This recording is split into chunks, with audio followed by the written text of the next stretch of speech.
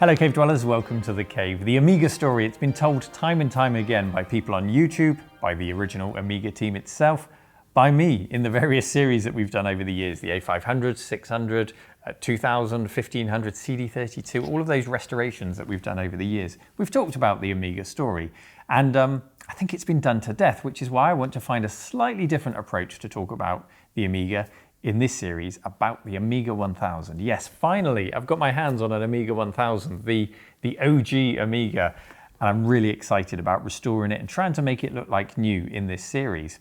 But the approach we're going to take to learn about the story and the history is from the perspective of a humble computer user, somebody who's got a wallet full of cash and wants to upgrade, and someone who is a loyal and dedicated reader of Byte magazine, because it's the story through Byte magazine from the first appearance of the Amiga in that magazine all the way through its history.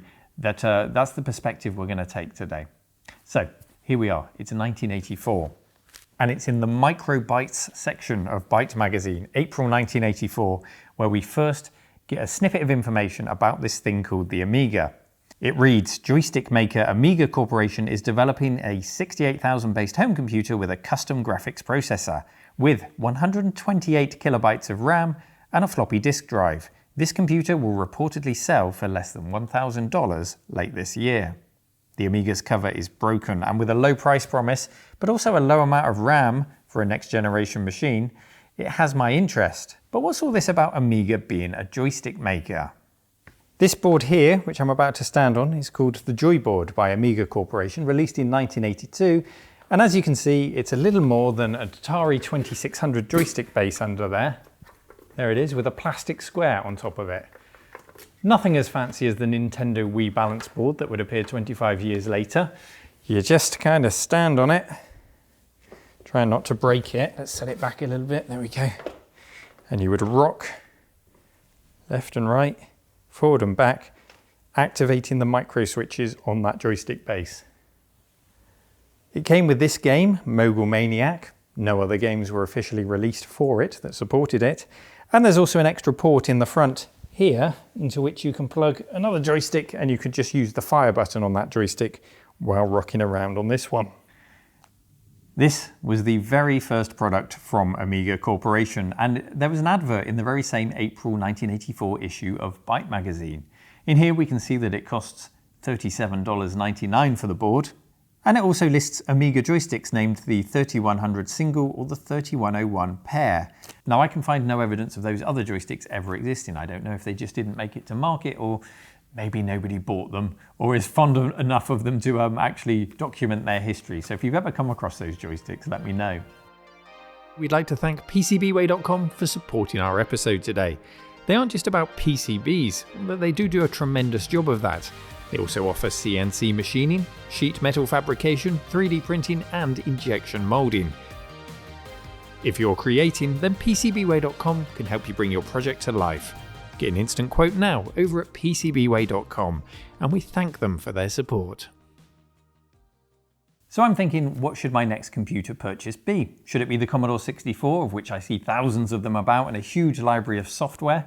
Should I wait until January of 1985 when the Commodore 128 comes out? It has 128K of RAM promised. So does this Amiga thing. So it can't be that much better than the Commodore 128, can it? And anyway, what does a joystick maker know about making computers? Well, quite a lot actually, because the man behind the Amiga is none other than J. Miner. Often referred to as the father of the Amiga, but he was also the designer of the TIA, the display chip in the Atari 2600, as well as follow-up chips which were in the Atari 8-bit microcomputers.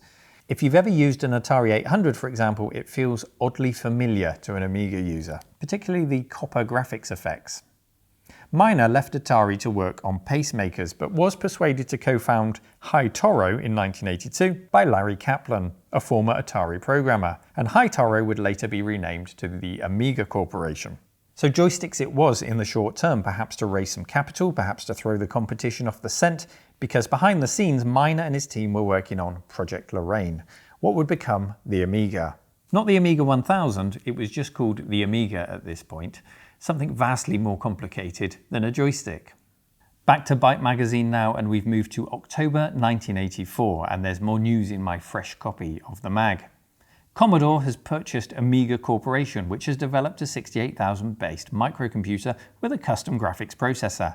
Amiga had planned to sell this machine for less than $1,500. So the expected price has crept up by $500 from that initial $1,000 estimate to $1,500.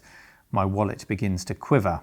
It goes on to read, Atari sued Amiga, charging that the sale to Commodore violates agreements between Atari and Amiga, through which Atari would have licensed the Amiga computer technology.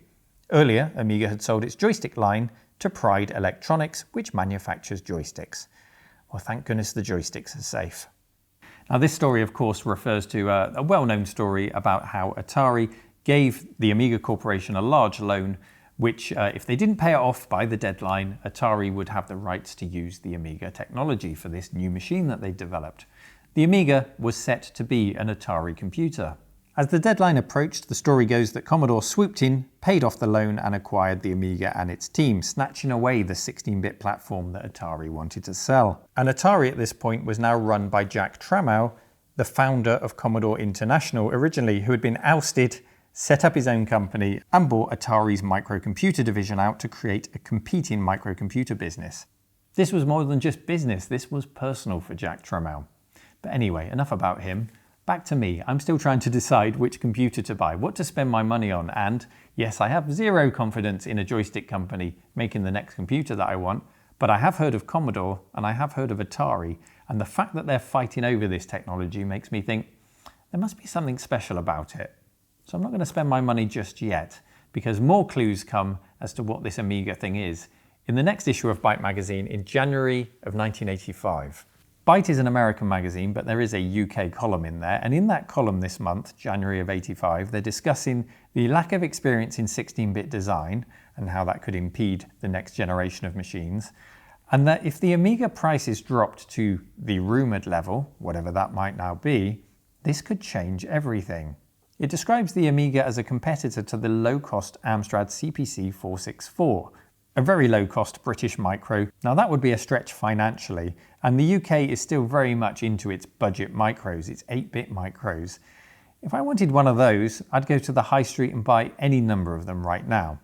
No, I wanted something for the next generation. Finally, I get to see the Amiga in August 1985's issue of Byte magazine, the launch preview edition. The Amiga takes the front page, and writers Greg Williams, John Edwards and Philip Robinson tackle tearing it down for the preview. It lists a US price of $1,295, or about $3,500 adjusted for inflation today, £2,800 for us Brits today. And this is where the comparisons get serious and the Amiga's place in the computing landscape is better defined. The preview opens with the following lines. There are two ways to get work done inside a computer. Do it in software or do it in hardware. The first way gives you unlimited flexibility. The other, speed. The Apple Macintosh does almost everything in software, and not coincidentally, people want Apple to increase the Mac speed, add colour and lower its price. Commodore has just introduced a computer that promises those improvements, and it does so by doing many things in hardware. The Amiga isn't here to take on the 8-bit micros, it truly is here to take on and to be the next generation, and it plans to do that using its secret weapon, its custom chipset, or as we came to know it later, OCS, or the original chipset. The CPU itself was to be relieved of graphical, audio and other tasks by the custom chips that ran in parallel to it. The magazine were also impressed by the desktop environment, named Workbench, the preemptive multitasking and the text-to-speech feature, which anyone who's used an Amiga has absolutely never ever made do swear words. The article's conclusion? We were impressed by the Amiga's detail and speed of the colour graphics, and by the quality of its sound system.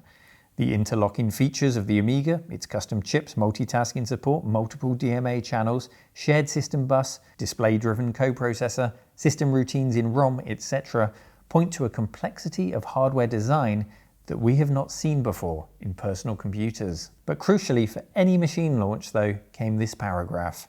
The hardware looks good, we've seen it work, but we saw very little software actually working. Oh dear.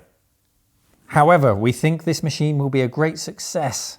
If that happens, the Amiga will probably have a great effect on other personal computer companies and the industry in general. So that all sounds incredibly positive, but frustratingly, I can't actually buy the system yet. The money is burning a hole in my pocket, and I'm reading every month in Byte magazine to get more snippets of information about this machine and decide whether I should buy it. But compared to the competition, in the view of the experts and the voices that I trust in these magazines, it all does sound very positive. So I'm going to hold back. I might buy it, but we need to read more, and we're going to continue that journey. We're going to carry on reading Byte magazine through the rest of this series and see what unfolds. But for now, let's fast forward 37 years to the present day and take a look at what I've got on the table. This is the Amiga 1000.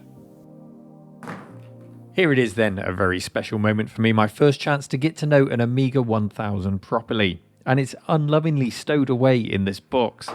I have of course had the chance to use one before at various events, but to have a good example of one right here at the cave would be a dream come true for me. And this job is going to need the murder gloves because, well, you'll see. Out first comes the keyboard, and not just a layer of finger gravy all over it, but a full 3-course meal of finger filth. This thing is disgusting. Despite the neglect, it still seems to have the peel-off protection on the Amiga badge. Do we take it off? I think we'll come back to that and have a think. The future clearly holds a lot of scrubbing for me. In terms of yellowing plastics, the keys seem a consistent colour with the exception of the spacebar, which is yellowing, and that case in itself has gone very yellow.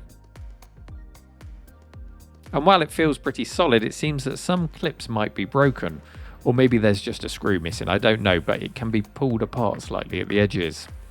The big question then, do we retro bright it or do we not retro bright it? Or maybe we go for a paint job and just retro bright the spacebar. I don't know, what approach would you take? How should we tackle this one? Also in the box I found the keyboard cable and the expansion port cover for the system itself.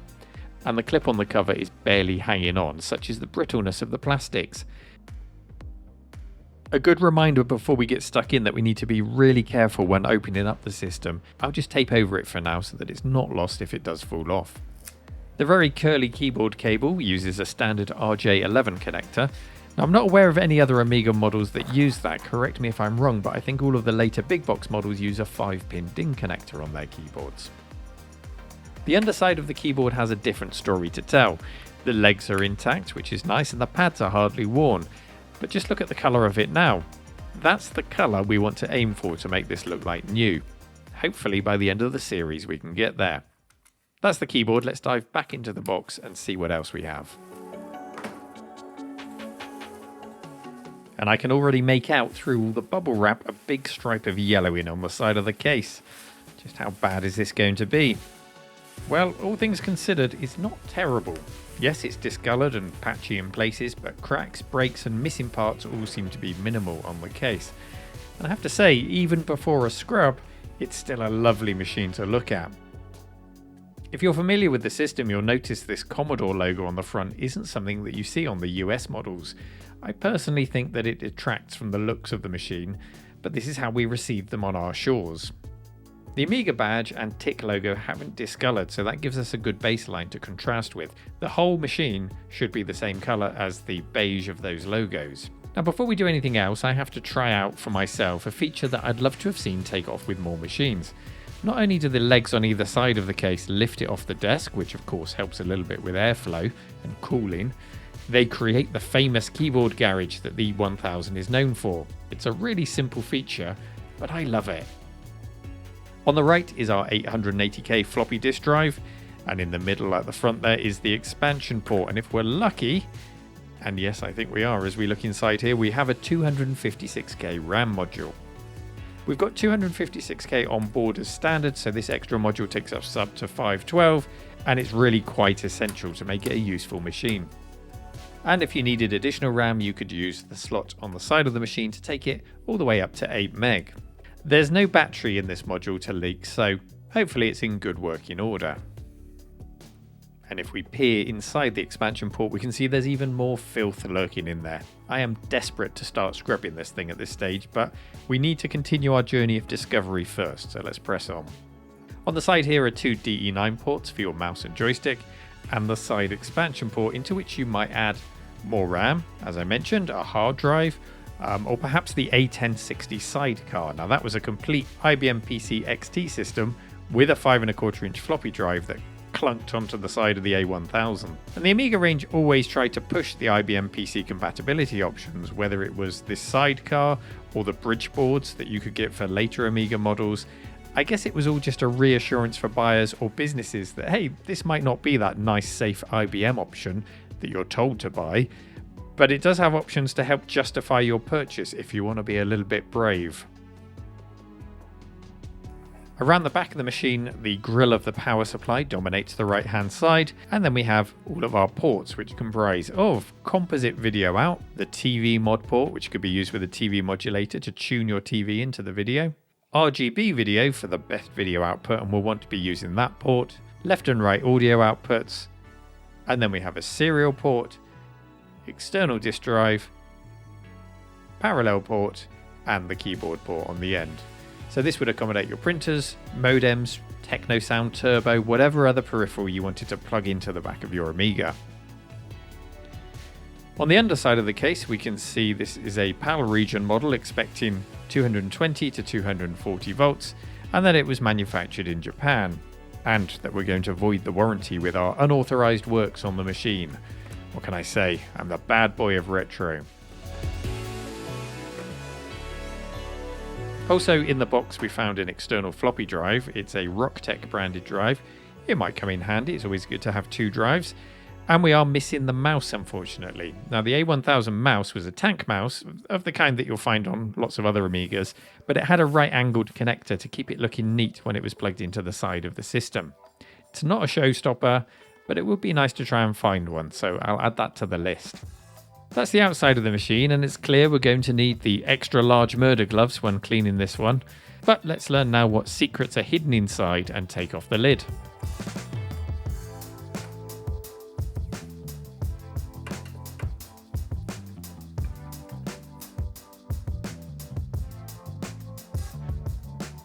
The keyboard garage is one highlight of the A1000's design. Another is a reflection of the passion, dedication and pride that the team took in bringing it to the market, because just as soon as I get the lid off, and I know some of you will know what's coming here, we can flip it over and we can see the names of everyone involved.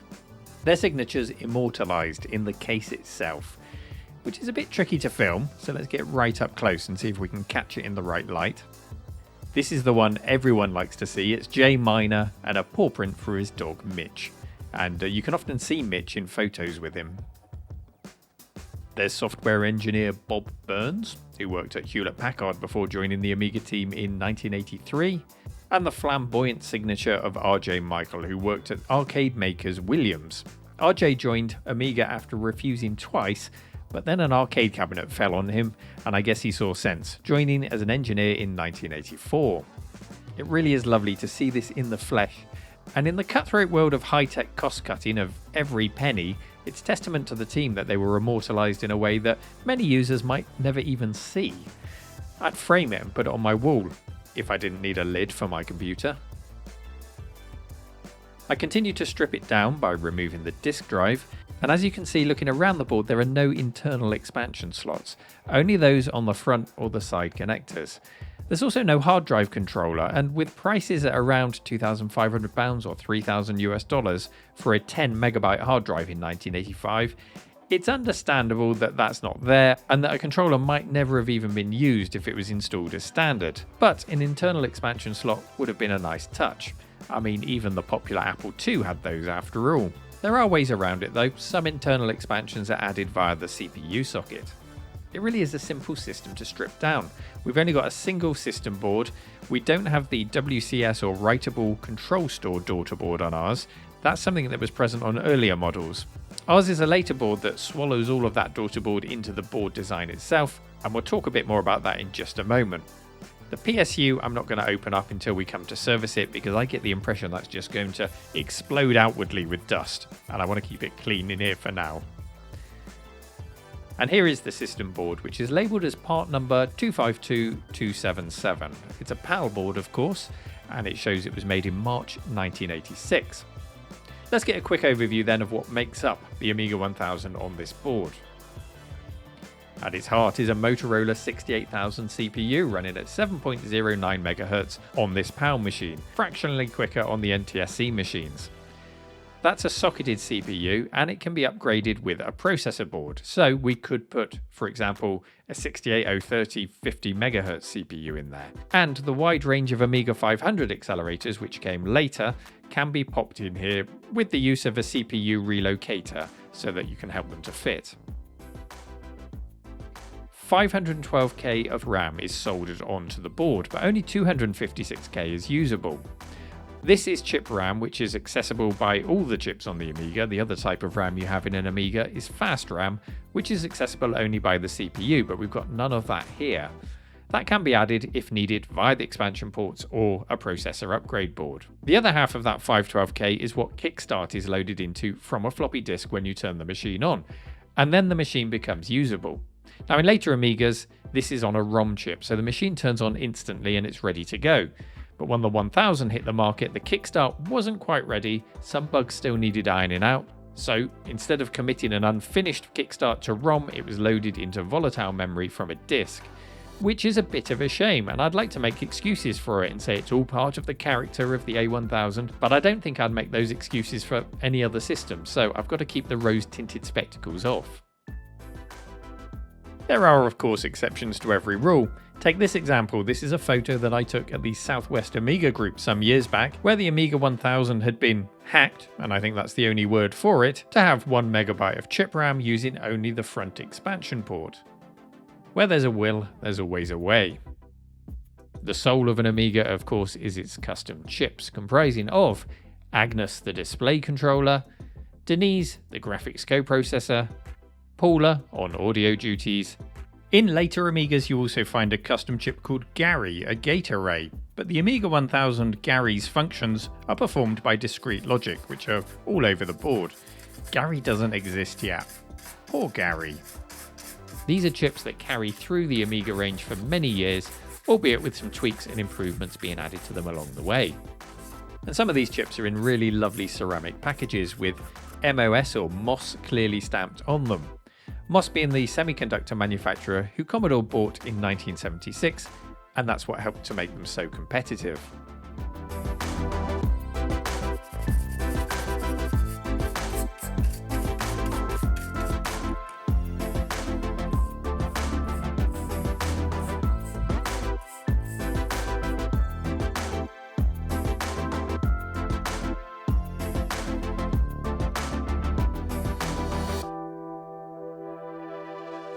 So I think that's where we'll draw this episode to a close. It has been an amazing experience for me because you all know what an Amiga fan I am, and it's great to get my hands on that first, the OG Amiga, to tear it down, to see those signatures and to get more familiar with it.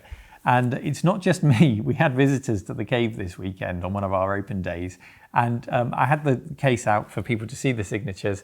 And not only did they love seeing it, they were also holding it up and taking photos of each other. They wanted a picture of this. That's how important it was to them, with Jay Minor's signature and Mitch's paw print. They all loved it. So that was really nice to see other people as passionate as I am about the Amiga and the origins of the Amiga. We've got a lot to learn about the story, what happened next, as our Byte magazine reader will discover. We haven't even launched yet. We haven't got to the launch event. We've had the preview, but there's a lot to learn. Until the next episode, when I hope you'll join me, please do leave a comment, take a moment to like and subscribe to the channel, and perhaps you want to come and hang out in the cave and see the Amiga 1000 in person, head over to rmcretro.com/visit if you'd like to book a ticket. Take care, and I'll see you next time. Bye-bye.